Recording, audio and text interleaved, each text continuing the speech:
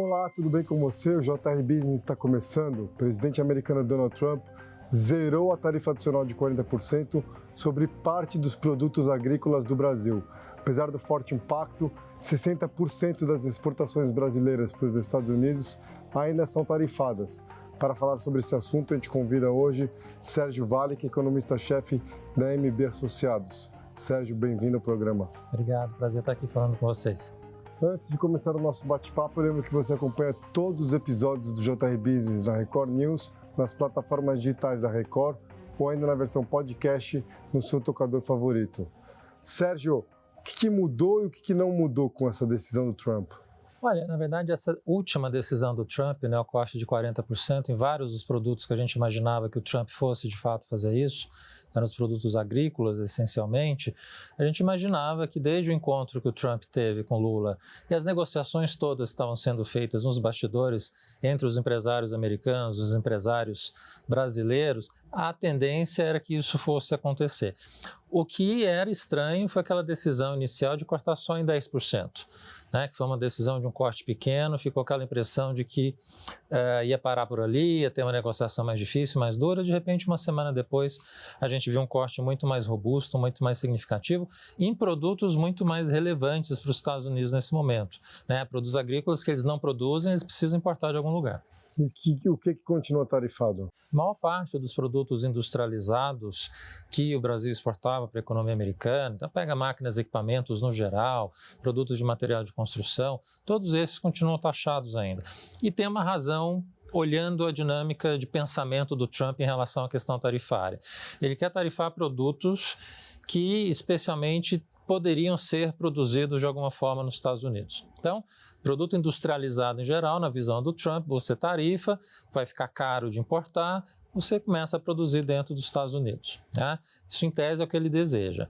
Por conta disso, aquilo que os Estados Unidos não produzem dentro, especialmente agrícolas, eles não produzem café, não tem produção de suco de laranja suficiente, nem de carnes. Esses produtos agrícolas precisa trazer de algum lugar. E é o que acabou acontecendo com essa mudança tarifária que a gente viu acontecer. Faz sentido economicamente, de uma forma geral, esse tarifaço do Trump? Não. Tudo que ele está fazendo é um erro grotesco para a economia americana, significa só aumento de custo para os americanos no final. Você tem uma perda de bem-estar para os americanos, porque quando você está colocando um aumento de custo nos produtos todos que são consumidos pelos americanos no final, você faz acontecer que por conta desse aumento de custo, o preço acaba subindo e aí você tem uma perda de renda disponível da população, porque ela vai ter que pagar mais caro por esses produtos todos. E a população americana já está sentindo isso. A inflação está subindo nos Estados Unidos nesse momento e por conta justamente do impacto da tarifa. Está aumentando a indústria nos Estados Unidos? Não. Não está acontecendo absolutamente nada disso. Porque a hora que o Trump faz essas tarifas dessa forma e coloca de uma forma unilateral, agressiva, como ele está colocando, em vez de você ajudar e atrair indústrias para os Estados Unidos, você afasta. Por que o empresário vai produzir nos Estados Unidos sabendo que tem essa incerteza toda? Então, isso está atrasando muito esse processo que o Trump gostaria, de trazer a indústria de volta para os Estados Unidos. Me corrija se eu estiver errado, mas a impressão que eu tenho é que o Trump, como homem de negócios, é um homem negociador, então ele coloca dificuldade para depois vender facilidade. Ele conseguiu alguma coisa nessa negociação? Pois é, ele coloca dificuldades para tentar conseguir facilidades depois, mas as dificuldades que ele coloca, ele acredita em algumas delas. No caso da tarifa, ele acredita que tarifa é bom para os Estados Unidos. E a gente sabe que a história econômica mostra que países que são muito tarifados, eles ficam mais pobres. A gente tem um exemplo aqui no Brasil por conta do excesso de tarifação que a gente teve ao longo da história na indústria. Então, a indústria brasileira acabou não se desenvolvendo com muita intensidade porque ela é uma indústria protegida no final. Os Estados Unidos quer fazer, o Trump quer fazer isso também para a indústria americana. Vai fazer com que você tenha um empobrecimento da economia americana no final. Então, ele tenta fazer com que tenham ganhos, dá uma ilusão de que eu vou negociar e ser duro e colocar tarifa para conseguir ganhos lá na frente de alguma forma. forma, mas o Trump acredita que a tarifa, que ele sobe lá para cima no primeiro momento, mesmo que ele caia depois, ela não vai voltar para zero. Não é uma negociação que eu vou ameaçar com tarifa agora, essa tarifa volta para zero, porque eu consegui o que eu queria. Não, ele acredita na tarifa. Então, muito provavelmente não vai ficar 100%, 150%. Muitas coisas que ele colocou, especialmente contra a China, tarifas muito elevadas. Mas vai ser uma tarifa que vai ser maior do que era no passado. E isso vai ser ruim para os Estados Unidos. O setor de pescados não entrou nessa nova medida que ele assinou, quer dizer, continua tarifado. Qual é o impacto para o setor?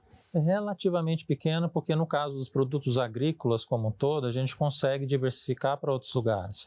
A preocupação maior é justamente com a indústria, que você não consegue realocar com facilidade dentro do mercado brasileiro e em outros lugares, porque a indústria não é competitiva. Na pescado, laranja, tudo isso a gente consegue de alguma forma, ia conseguir ao longo do tempo, se a questão tarifária não tivesse sido resolvida em vários desses setores, a gente eventualmente conseguiria exportar, especialmente para a China, para o Oriente Médio, para a Europa, a gente ia conseguir diversificar para outros países esses produtos. No caso do pescado, a gente tem uma participação de exportação para os americanos que é relativamente pequena em relação ao tamanho do consumo doméstico. Então, também não seria um impacto absolutamente gigantesco. A maior preocupação, de fato, eram nesses produtos que foram mais ou menos resolvidos agora. A preocupação é muito grande com 3 grandes produtos, né? Café, suco de laranja e carnes. Né? Os 3 agora estão relativamente bem encaminhados. E por que esses ele tirou a tarifa especificamente? Porque a questão desses produtos e dos agrícolas em geral, porque os Estados Unidos não produzem esses produtos, eles precisam de fato importar.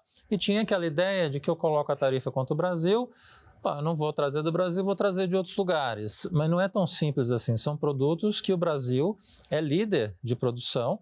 O café é um grande exemplo. Você pode trazer todo o café que você tem dos outros países que são produtores, no caso Vietnã, Colômbia, né, que são 2 grandes produtores de café no mundo, mas mesmo assim ainda ia faltar café nos Estados Unidos. Café é um produto essencial de hábito do consumidor americano, como é do nosso aqui. Né? Então, você tem um aumento de preço do café, a população sente isso com intensidade, que é um produto que ela consome intensamente todo dia. Então, esses produtos que não dava para tirar de outro lugar, tinha que de fato importar do Brasil, estava chegando mais caro nos Estados Unidos. Tem a pressão popular, de alguma forma? Está tendo uma pressão popular desde o começo do ano, na verdade, porque produtos alimentícios, especialmente, os preços estão subindo com uma certa intensidade.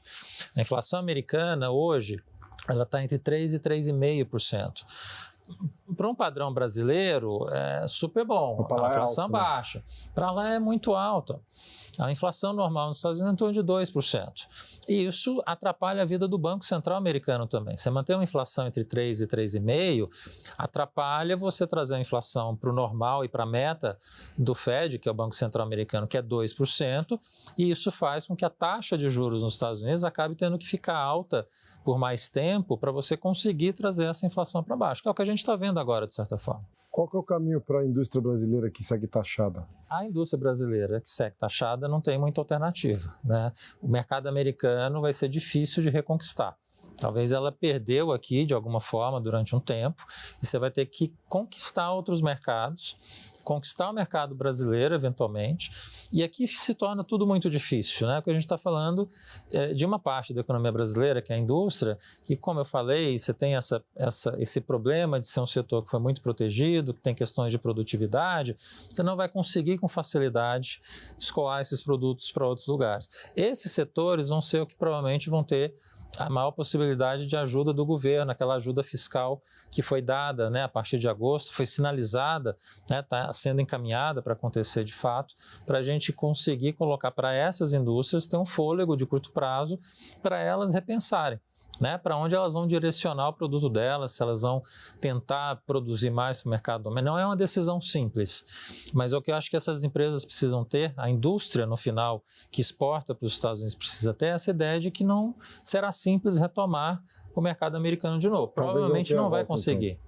Então. Talvez não tenha volta, então. Talvez não tenha volta. Por quê? Porque tem essa visão do Trump de que a indústria ele quer retomar nos Estados Unidos. Então, esses setores muito provavelmente vão ser ainda impactados pelas tarifas. O Trump está ainda com 1 ano de governo. Se a gente lembrar o primeiro mandato dele, ele focou muito na China, basicamente, né? Ele não colocou tarifa em praticamente nenhum outro país. Mas na China ele colocou a tarifa, foi subindo ao longo do governo dele e ficou no patamar elevado ao longo de todo o primeiro mandato. A gente vai ter um governo Trump que vão ter tarifas elevadas durante todo o segundo mandato. Não vai ser aquele radicalismo, digamos, que a gente viu acontecer em abril e julho desse ano.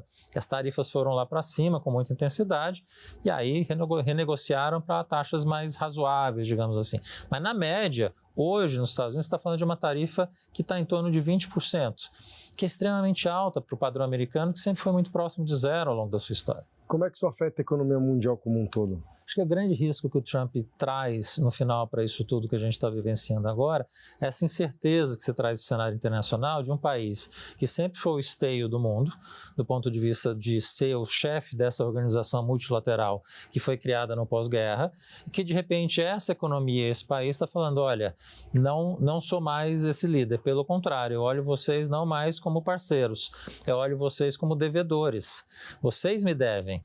E aí quando você perde essa sensação de multilateralismo que a gente teve criado pelos próprios americanos no pós-guerra, você fica uma sensação de cada um por si.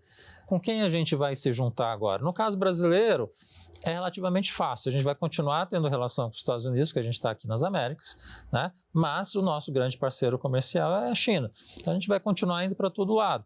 Aí você pensa em uma Europa, né, que tem uma situação de uma guerra com a Rússia, tem que enfrentar também a competição com a China. E o grande parceiro olha para eles agora e fala, vocês são devedores meus.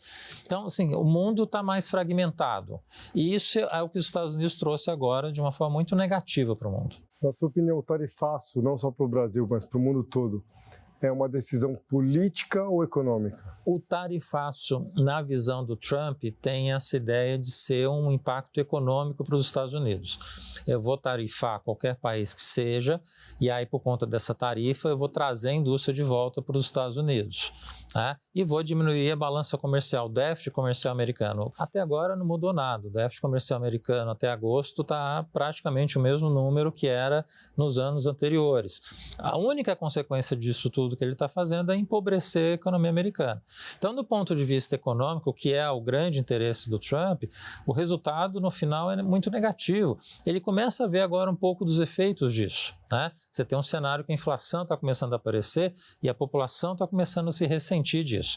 E aí o que está acontecendo? Ela está começando a votar de novo no Partido Democrata. A gente teve a eleição agora, né, nos 3 estados, Nova York, Nova Jersey e Virgínia, e os três estados deram voto pesadamente para os democratas, por conta justamente do que o Trump está fazendo nesse ano. A atuação do governo brasileiro nas negociações foi decisiva, na sua opinião? Foi extremamente importante, porque quando veio aquele choque em julho, não foi só um choque para o Brasil, né? Foi um choque para o mundo inteiro. Vários países sofreram o impacto tarifário do Trump naquele momento, né? Aquelas cartinhas que foram disparadas em julho. Né? O governo brasileiro foi pego de surpresa, que de fato a gente não esperava, no caso brasileiro, que dado que os Estados Unidos tinham superávit comercial com a gente, que a gente seria atacado de forma tão agressiva do ponto de vista tarifário. Os 10% que tinham em abril, na cabeça do Trump, do ponto de vista da visão econômica dele em relação a essa questão toda, fazia mais sentido. Tinha superávit com a gente, não era deficitário, então coloca uma tarifa mais baixa. Quando vem em julho, 50%, maior tarifa do mundo, para um país que é superavitário, e veio aquela questão política que foi colocada, que também não tinha nenhum sentido de estar ali, quer dizer, tudo foi muito mal feito, muito mal colocado. Eu tenho a impressão que o Trump não estava sabendo tudo exatamente o que estava se passando.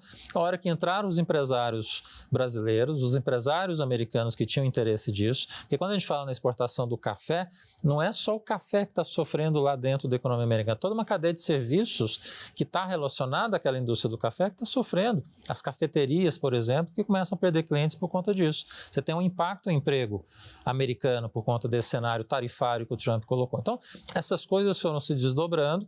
O governo brasileiro agiu, né? O vice-presidente, especialmente, o Geraldo Alckmin, foi bastante ativo nesse sentido, e depois teve o famoso encontro dos dois, né? Do Trump com o Lula. O Lula, historicamente, com presidentes americanos, tem um passado relativamente positivo. A gente viu isso com Bush, né, em 2004, quando eles se conheceram e deu uma química também entre os dois presidentes. Isso aconteceu de novo agora, né? Ainda bem, aconteceu para o bem do país, né, do bem do Brasil. Sérgio, o governo brasileiro agiu no tempo certo ou demorou um pouco para agir? Dada a surpresa do que aconteceu em julho, o governo teve que se preparar para negociar. Naquele momento, a gente viu uma dificuldade de você conseguir chegar na Casa Branca, né? Havia uma certa resistência da Casa Branca para receber os negociadores brasileiros. A gente viu muita dessa resistência em julho, agosto, aparecendo. Mas a gente conseguiu quebrar um pouco essa resistência que havia da Casa Branca, né, especialmente por conta dessa visão dos empresários, tanto americanos quanto brasileiros, de sinalizar as perdas que iam acontecer para a economia americana. E os primeiros movimentos disso, né, de impacto nos preços, aumento no preço do café, no preço das carnes, foi ficando mais claro, mais evidente, aí o governo teve que mudar a sua posição. Então demorou muito por conta desse entrave que vinha da Casa Branca. Não tinha também uma desconfiança do governo brasileiro, porque depois daquele episódio com Zelensky, o presidente ucraniano, em que ele foi humilhado ali no Salão Oval da Casa Branca, Lula não tinha medo que isso acontecesse com ele também? Havia, claro, essa dúvida. Todo mundo tinha essa insegurança de repente pudesse acontecer essa história de novo, como tinha acontecido com o presidente da África do Sul, como aconteceu com Zelensky, que foi uma humilhação pública que o Trump fez com os dois presidentes ali, né? O Trump estava na Casa Branca, na área dele, e talvez facilitou que isso também acontecesse. Eu acho que no caso do encontro rápido que os dois tiveram ali na Assembleia Geral da ONU, né, e que deu aquela relação relativamente positiva entre os dois, não deu nenhum sinal de faísca ali, acho que ali deu a possibilidade de fazer aquele encontro bilateral que aconteceu na Malásia, né, porque ali se viu na Assembleia da ONU que, olha, talvez tenha uma abertura de conversa aqui mais civilizada. Química, e acabou acontecendo. A química é a petroquímica que o Lula colocou, né? Funcionou uma petroquímica de simpatia entre os presidentes. O Trump, no final, viu que toda a história que estava sendo contada e colocada não era bem isso, né? Que se colocava que você estava quase em guerra civil no Brasil e que não tem nada disso, não é esse o cenário. E a recente prisão do ex-presidente Jair Bolsonaro muda esse cenário de alguma forma?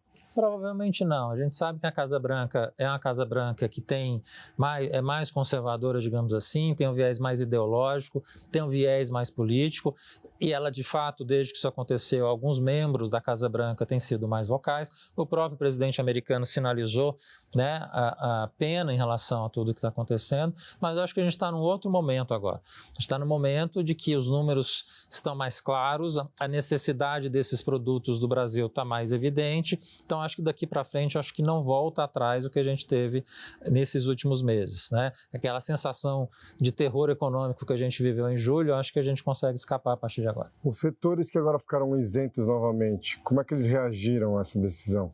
Reagiram com uma volta à normalidade, né? Esses produtos que foram isentados finalmente, especialmente os agrícolas, que olhando no passado não tinha nenhum sentido econômico que eles estivessem ali, sendo taxados daquela forma e naquela intensidade, produtos que a gente olhava, a economia americana, a gente sabia que não tinha de onde eles tirarem aquilo, né? O Trump estava penalizando com intensidade na veia o consumidor americano, estava falando para ele pagar mais pela carne, pelo café, pelo suco de laranja que ele estava consumindo. A hora que ficou claro o que estava acontecendo para esse consumidor americano, né, e as notícias saindo, e o Trump é muito consumidor de notícia. Então, vai lá assistir a Fox News, aparece na Fox News que o preço do café está disparando, que o preço da carne está subindo, e aí ele tem a noção de que tem alguma coisa errada, né? E aí ele teve que voltar atrás.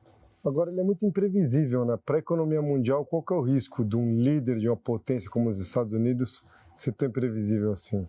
Pois é, veja o que a gente viu acontecer esse ano, né? Ele toma posse em 20 de janeiro e na posse, em vez de fazer um discurso que os presidentes americanos em geral fazem contra a antiga União Soviética e agora a Rússia nos últimos 30 anos, né? Ele fez um discurso de tomar a Groenlândia, de tomar o Panamá, de fazer o Canadá virar o 51º estado americano. Então, deu um start ali muito, realmente bizarro, né? E a partir dali, o governo americano até agora, do ponto de vista de política econômica, ele não fez nada positivo para os Estados Unidos. Ele aprovou um pacote fiscal muito ruim, que piora ainda mais o cenário fiscal americano, que já é ruim, fez essa guerra tarifária. Então, assim, os Estados Unidos estão fazendo políticas nesse momento são muito equivocadas do ponto de vista estrutural para a economia americana e do longo prazo, que a gente fala muito essa questão de curto prazo, de tarifa, impacto de inflação agora, mas tem um efeito maior que o Trump está afugentando o mundo dos Estados Unidos.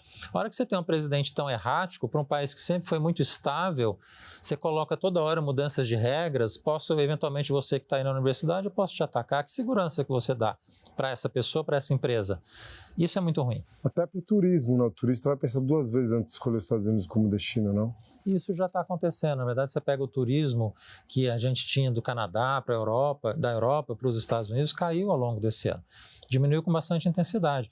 Você vê a relação que o Trump está criando com o Canadá, que é um parceiro histórico, né? O Canadá exporta, muitos produtos são essenciais para a agricultura americana. Vizinho, né? Vizinho, de uma fronteira muito estável. Quer dizer, o que o Trump está fazendo quando tarifa o Canadá dessa forma, por exemplo, é inviabilizar a agricultura americana. A agricultura americana usa muitos fertilizantes que vêm do Canadá. A hora que você tarifa o Canadá dessa forma, você está trazendo o preço desse insumo para um nível impossível para o agricultor americano. Aí você tira o imigrante, que também para muitos produtores rurais nos Estados Unidos, esse imigrante que vem para ajudar na colheita naquele determinado momento é essencial. O Trump está fazendo com que o custo do produtor americano suba e a gente, na verdade, ganha com isso, porque a agricultura brasileira, no final, acaba ficando mais competitiva com a indústria americana que está ficando mais cara. O que a gente pode esperar dos próximos 3 anos aí do governo Trump? Olha, não tende a melhorar, né? Dado que for o primeiro ano, vamos pensar que governos em geral, no seu primeiro ano, sempre é o melhor momento. E a partir daí você vai declinando. Se foi isso o primeiro ano, dá para imaginar o que vai ser o final. O Trump tem um desafio muito grande ano que vem, que é a eleição. Eleição de meio período na Câmara e no Senado. Pelos sinais que estão vindo dessas eleições que estão acontecendo agora, o Trump corre um risco muito grande de perder ou a Câmara ou o Senado ou as 2 casas no final, né? Por quê? Porque o bolso do americano pesa na hora do voto. E a gente está falando de uma inflação que está subindo, de um mercado de trabalho que está piorando. Esse consumidor vai chegar na eleição daqui a um ano com raiva. E, eventualmente, não vai votar no Partido Republicano, vai com os democratas. O que um presidente como o Trump, intempestivo, né, com pensamentos radicais, num ano mais frágil, e que ele pode perder Câmara e Senado, o que ele vai fazer? Essa insegurança. É um presidente emparedado, com um pendor autoritário. Como é que ele vai agir? Não tende a ser positivo. Imprevisível, né? Imprevisível e com ações em geral muito ruins, muito negativas. O Trump não tem a tendência de fazer ações positivas, conciliatórias. Ele gosta de fazer ações que são divisivas, que são contra, para incitar ainda mais divisão. E isso, para qualquer país do mundo, é muito ruim. Isso não ajuda a economia americana. Sérgio, obrigado pela participação aqui no programa. Foi um prazer. O JR Business fica por aqui. A gente volta na semana que vem com mais um programa especial. Lembrando que você encontra todos os episódios do programa da Record News nas plataformas digitais da Record ou ainda na versão podcast no seu tocador favorito. Obrigado a você que nos acompanha.